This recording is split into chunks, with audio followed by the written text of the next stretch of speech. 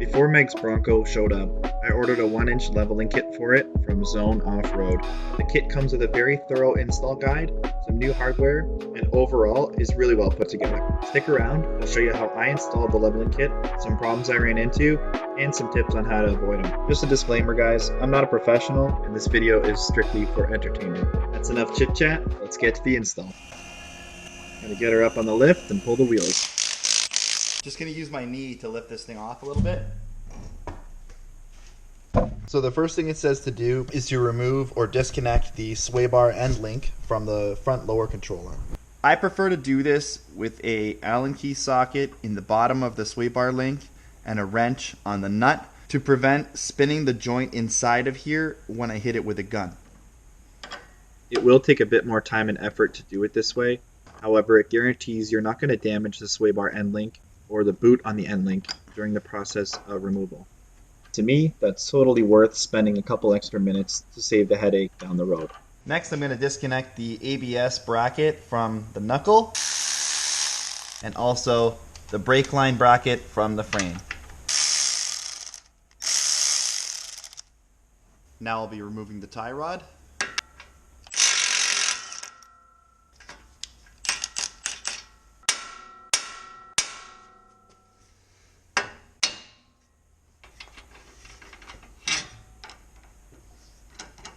Now I'll be removing the ball joint nut.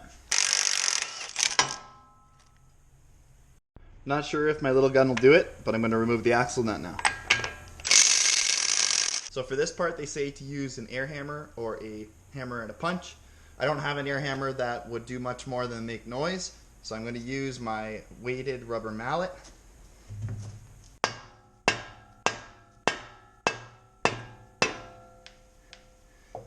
You can see the axle is free now. Next, I'm going to remove the 2 lower shock bolts.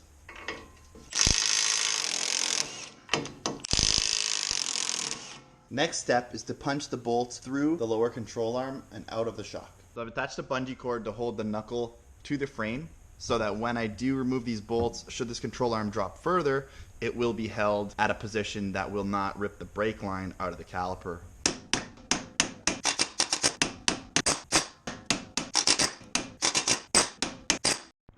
So I had no luck with an air hammer on these bottom studs, but I do have this ball joint separator. So I'm going to try and use that with a 24mm socket on the top to let the stud slide into. I'll try and hit this with the gun.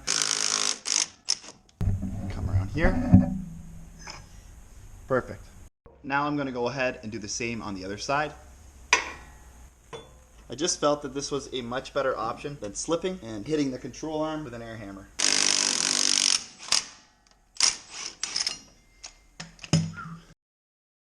Next, we'll be removing the 3 upper strut mount nuts.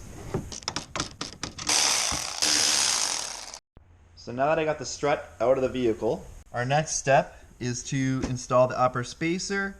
It'll only go on one way because of the alignment pin on the strut, which is this guy. I'm just going to take one of these. That's it. Put some Loctite on the threads here. They are locking nuts, but you can never be too careful. What I'm going to do now is I'm going to slip the strut back into the vehicle. Here's some new hardware for the upper mount. These guys. I'm going to put these on loose. So now I'm going to slip my strut in there. I got my spacer.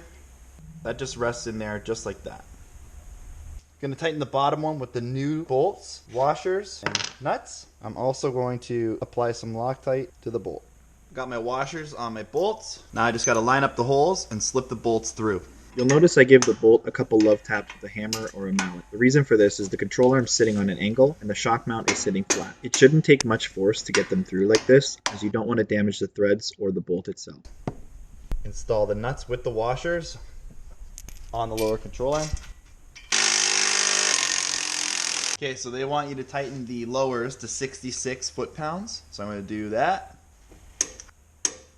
Now I'm going to snug up the upper hardware. I'm going to torque them to 41 foot-pounds. Okay, so we got our upper and lower spacers in. The strut is back in. Now what we can do is reassemble in reverse order that we took it apart. I'm just gonna go ahead and put a dab of Loctite on every bolt or nut that come out of this vehicle as it goes back in. Yes, even the little ones.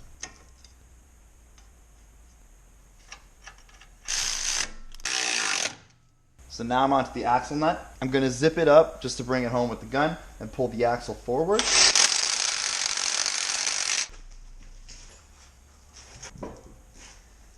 So I've removed the center cap on this wheel so that when I place the vehicle on the ground with the e-brake on, I can torque the axle nut to the 221 foot-pounds specified by the instructions.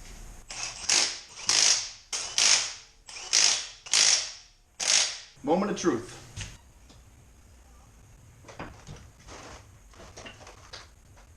$221 foot-pounds. Torque lug nuts to 100 foot-pounds in a crossing pattern.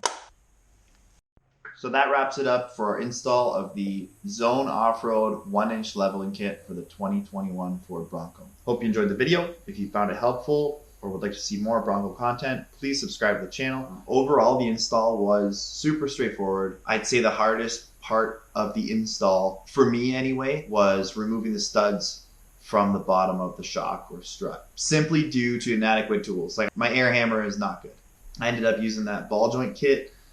It worked pretty well. If you have a ball joint kit or a good air hammer, I'd say that is definitely necessary to do this job.